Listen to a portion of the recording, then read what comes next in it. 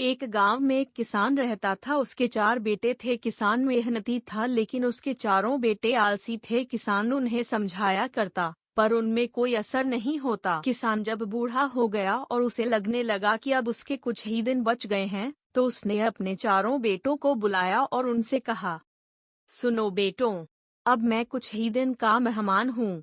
मरने के पहले तुम्हें एक राज की बात बताना चाहता हूँ। चारों बेटे ध्यान से सुनने लगे। किसान ने आगे कहा, अपने खेत में अपार धन गड़ा हुआ है। मेरे मरने के बाद तुम खेत को गहराई तक खोदना, तुम्हें धन मिल जाएगा। तुम लोग आराम का जीवन बिताना। चारों बेटे खुश हो गए।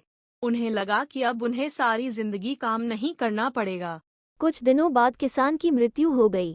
उसका अंतिम संस्कार करने के बाद चारों बेटे खेत में जाकर खुदाई करने लगे। कई दिनों तक खेत खोदने के बाद भी उन्हें कुछ नहीं मिला।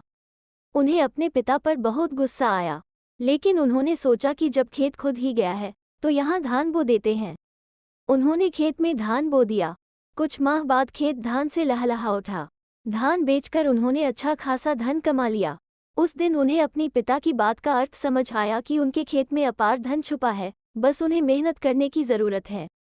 उन्होंने उस दिन से जी-तोड़ मेहनत करने का संकल्प ले लिया। सीख, मॉरल ऑफ छिपा हुआ धन कहानी, मेहनत का कोई विकल्प नहीं।